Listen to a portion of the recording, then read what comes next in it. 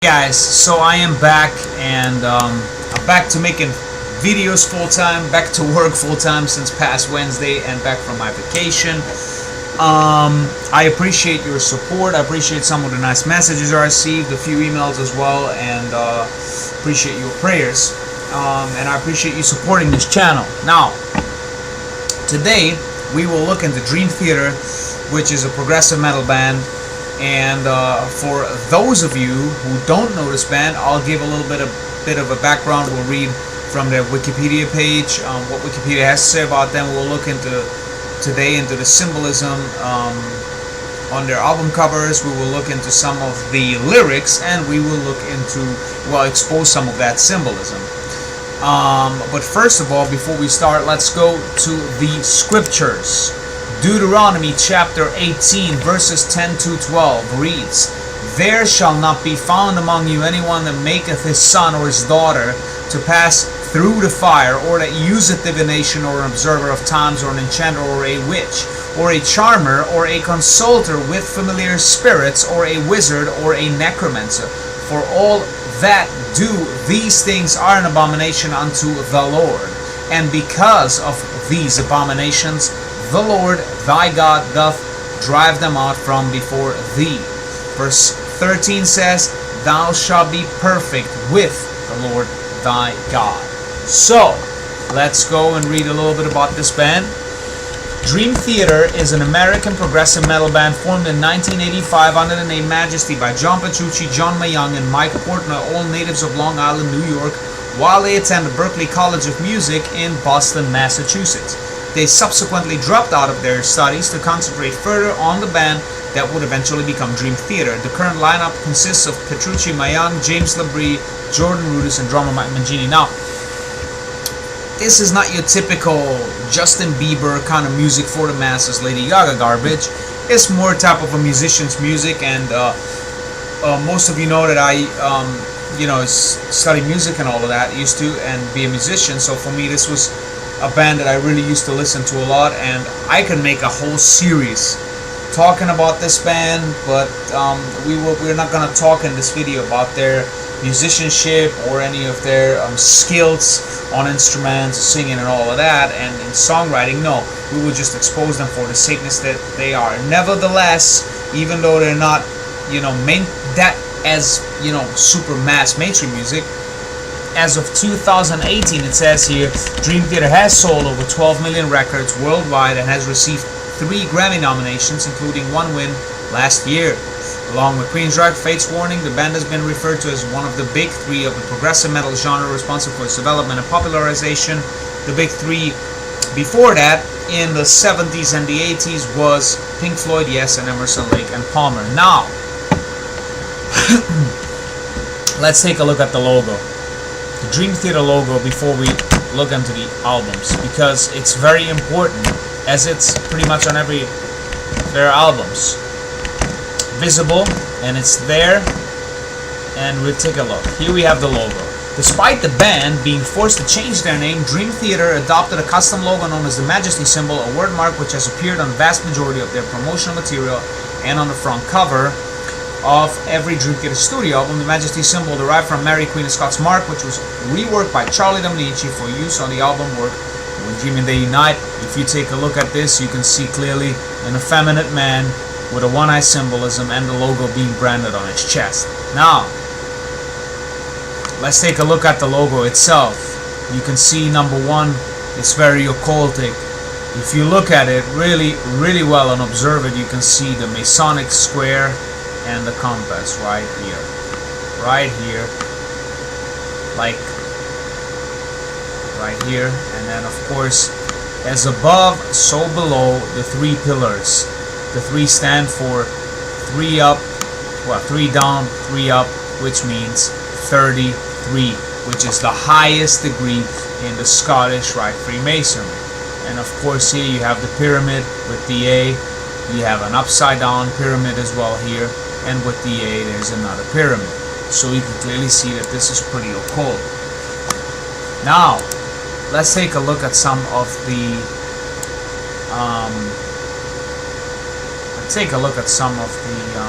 album covers. When dream and day unite, you already saw it. An effeminate man, right? The right eye is utterly darkened, as Zechariah 11:17 teaches. As a matter of fact, let's take a look at this scripture. Zechariah 11:17. Woe to the idle shepherd that leaveth the flock. Again, woe to the idle shepherd that leaveth the flock. The sword shall be upon his arm and upon his right eye. His arm shall be clean dried up, and his right eye shall be utterly darkened. As you can see, his right eye is utterly darkened. You have one eye, you are not with God. Now, let's take a look at images and words. Clearly right here, you got the Saturn stuff and the moon here with the space nonsense. I think this is a Saturn reference. Right here, you have the Sacred Heart of Jesus, as they call it. That's the Catholic nonsense. But what does it look like? It's just like the pagan love symbol. The pagan heart, the pagan love symbol. And you got the mark right here branded. You got some pillars here and nonsense, but this is all, it looks like it's some kind of temple. It's pretty creepy, with as well that little child there, which we don't really know what it is. I never really understood. It never really said anything about that cover anywhere.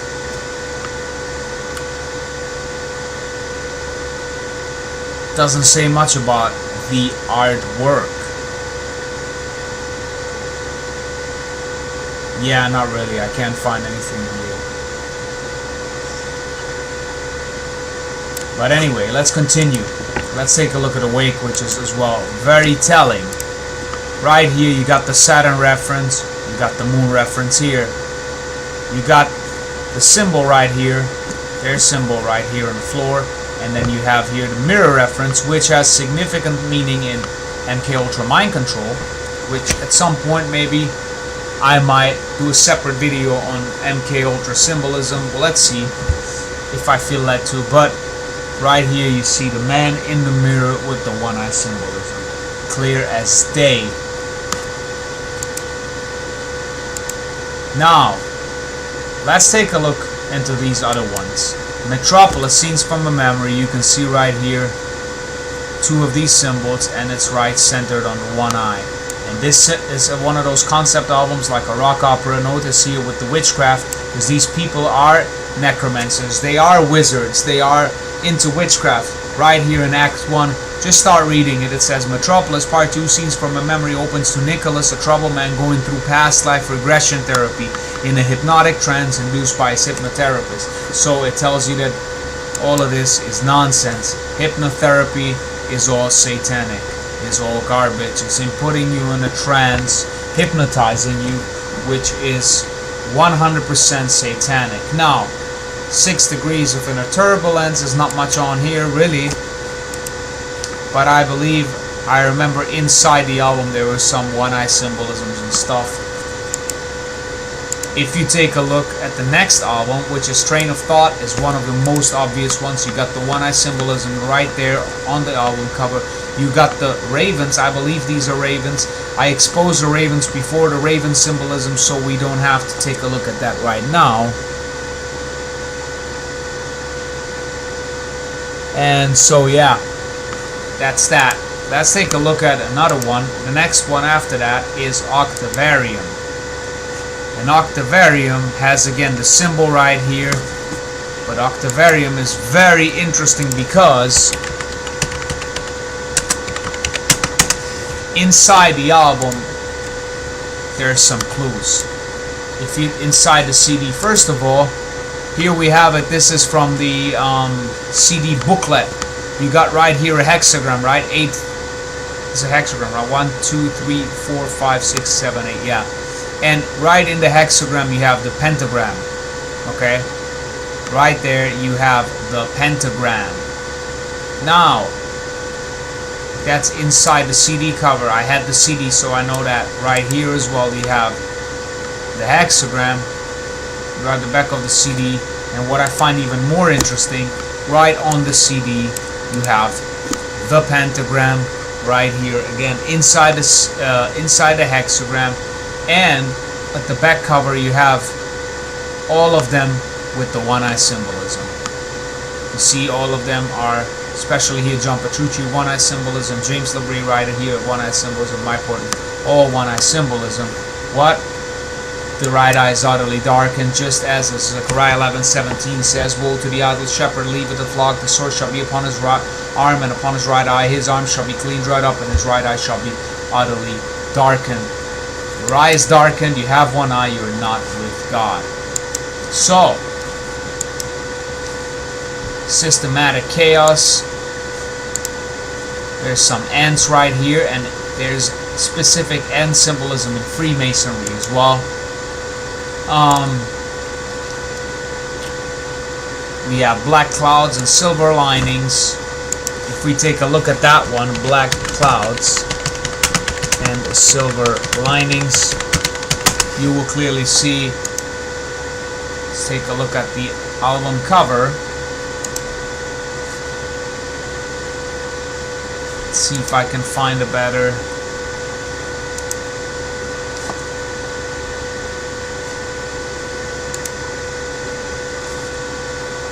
Yeah, here we go. Right here you can see the one eye in the pyramid. The one eye in the pyramid. You got the moon, you got the references to the planets and all that garbage. Saturn, which is Satan, right? You have the elephant. This is mocking Jesus Christ. Jesus Christ says, I am the door. Right? So this is mocking. This is Satan. He opened the door and the kid is gonna be enlightened. You see the light coming through is Satanic Enlightenment, Freemasonry. And we will later on in the video look at some lyrics off this album, and you will see clear connection with Freemasonry. They're not hiding it, folks. They are open about it. Now, dramatic turn of events. I already stopped listening to them when these, in 2010 I believe, or 11, when these albums came out. But again, you have some garbage here as well with the symbol. You got the, you know, the space reference right here. Here you got some dystopian nonsense.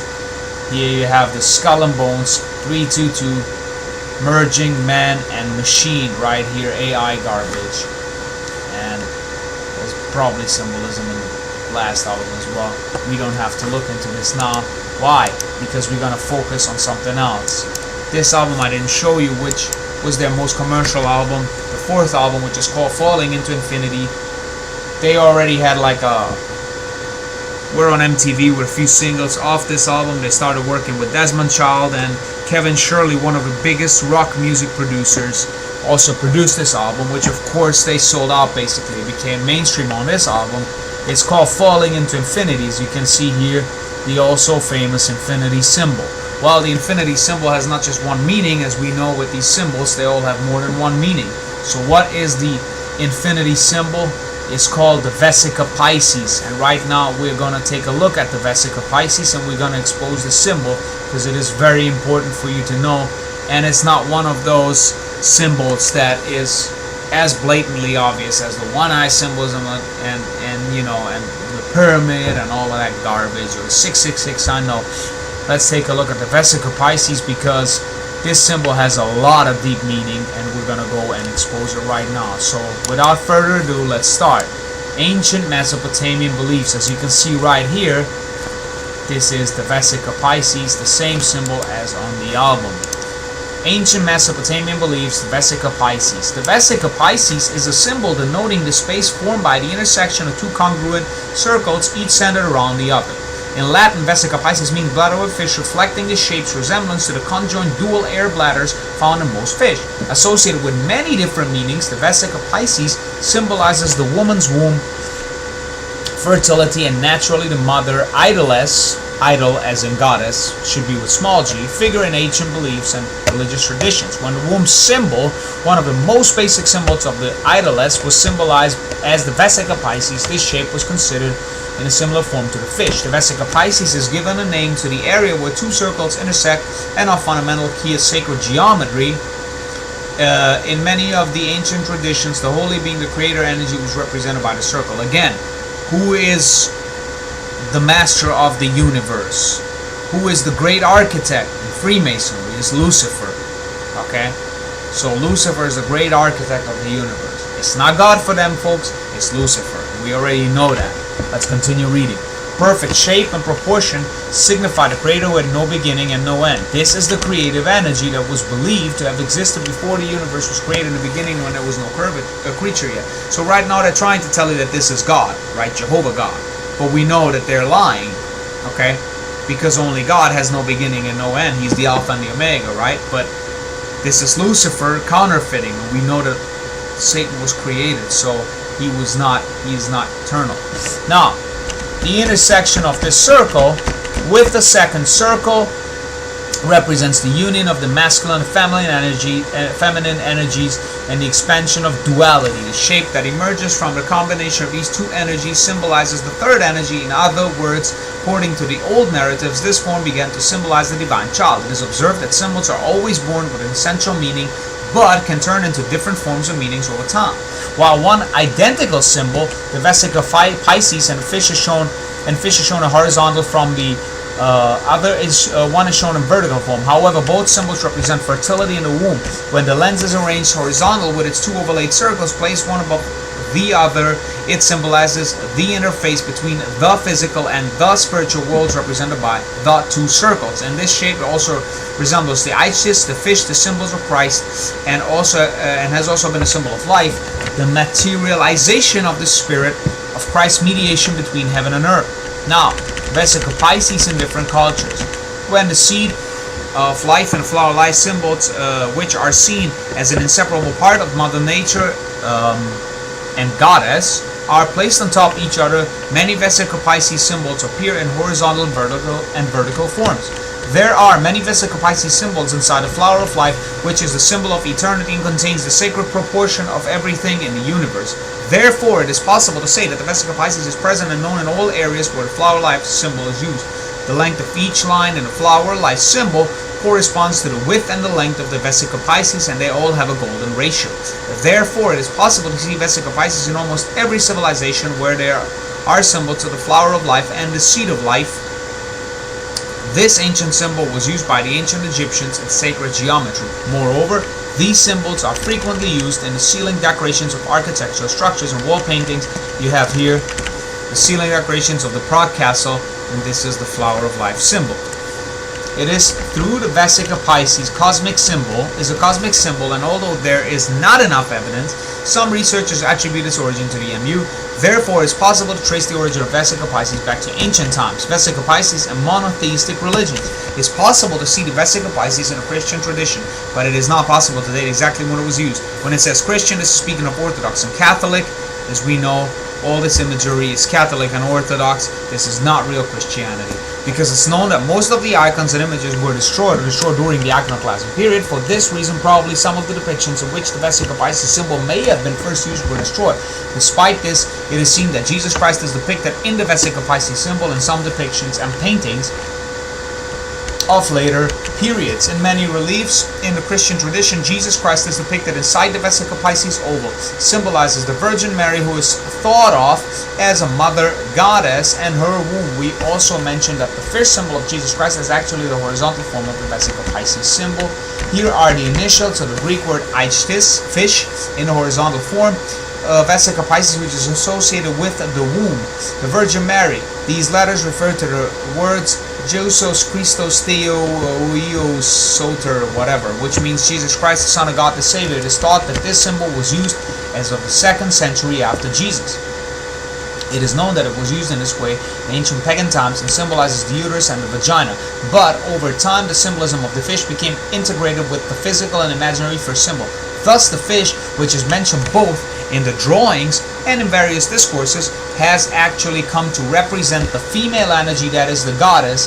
It is well known, the esoteric tradition, that the fish symbolizes the uterus and the vagina. While this sacred symbol portrays the divine femininity, female fertility, and birth of life in Christianity, the femininity notion is subdued, and it mainly reflects the glory of God. Again, this is about Kabbalah. It's speaking of that Shekinah or the Shekinah glory, whatever it is from the Kabbalah straight here. It tells you here what the Shekinah is.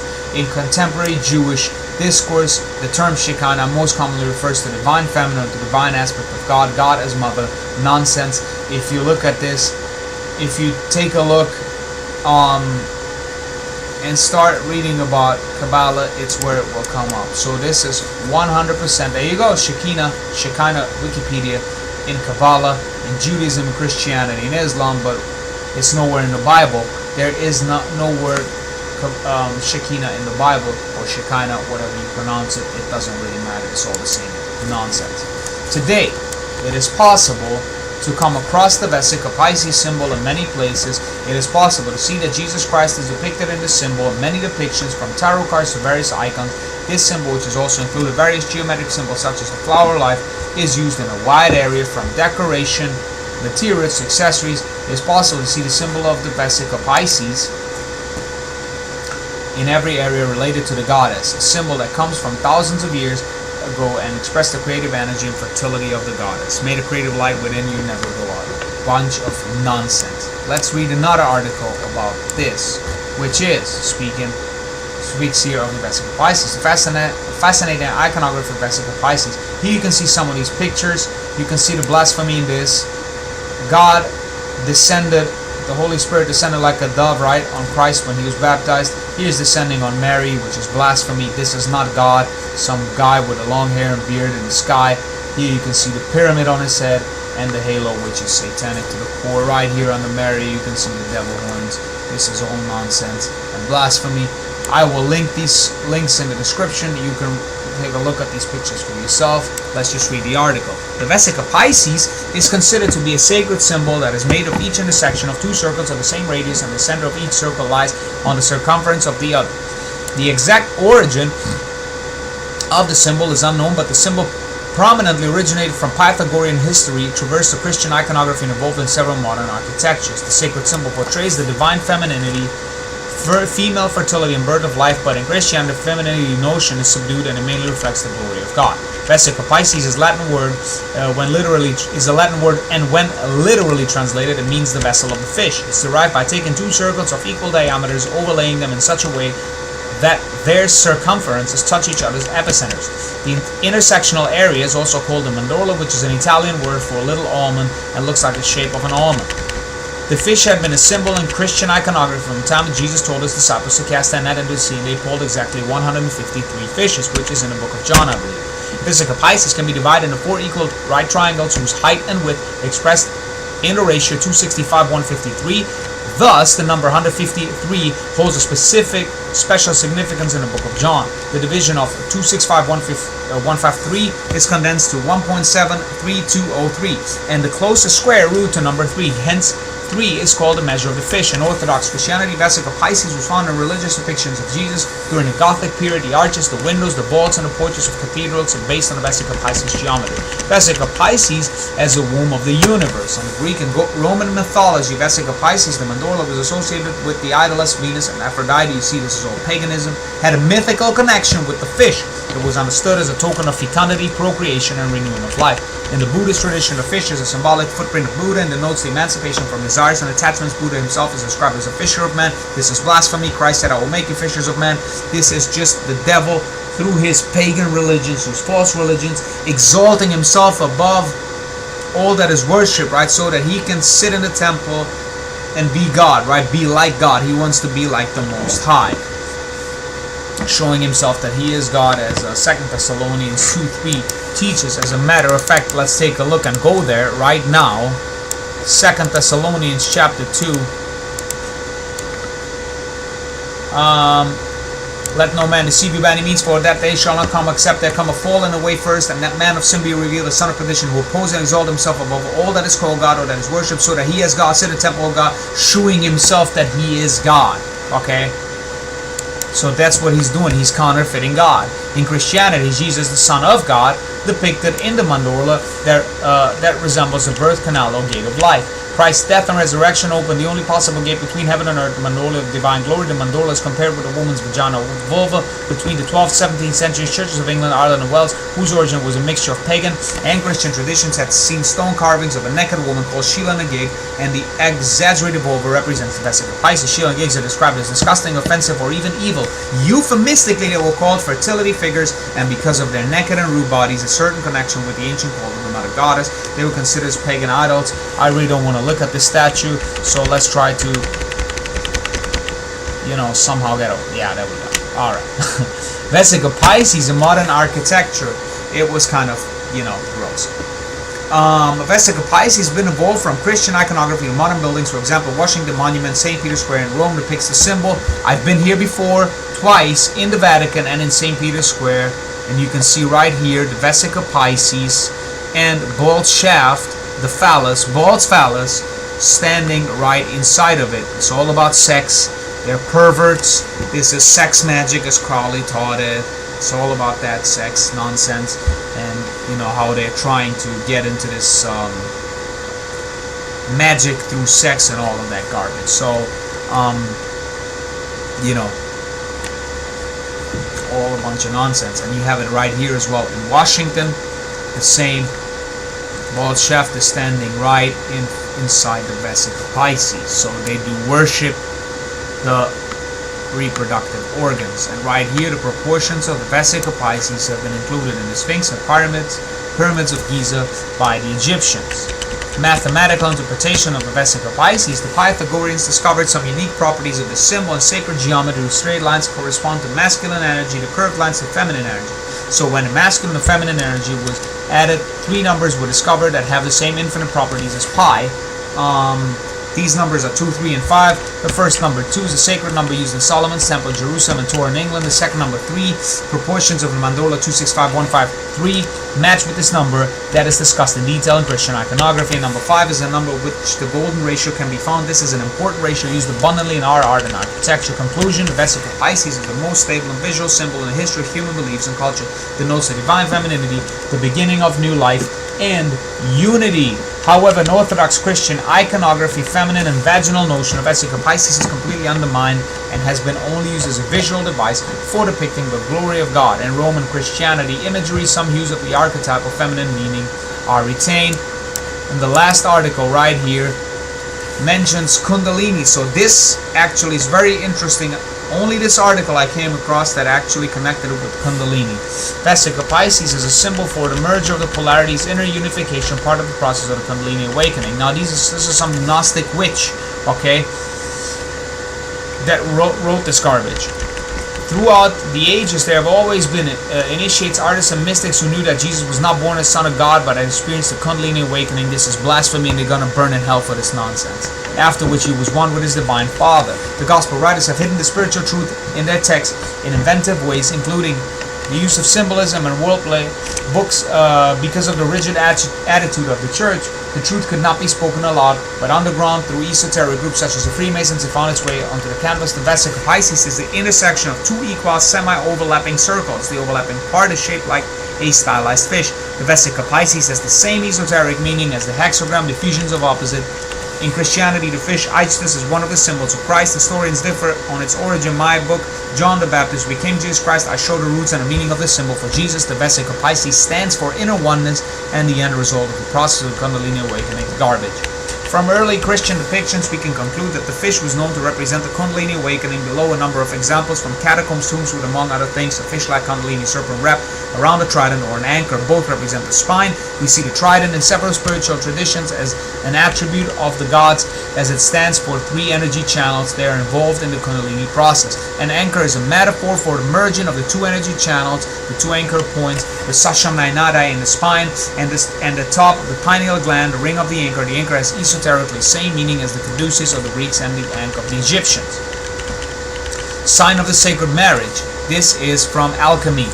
2 fingers together, incorporated in many paintings, one form or another, often in combination with other esoteric symbolism. This hand gesture refers to a fusion of the polar energies, the duality, and with this to a process of the Kundalini awakening.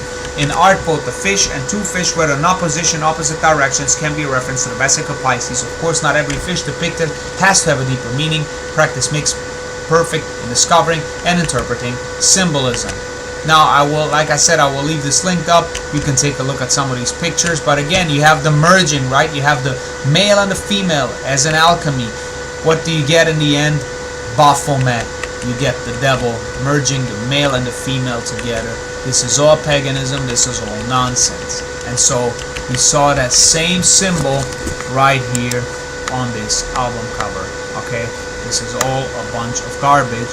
And in part 2 of the video, we will take a look at some of the lyrics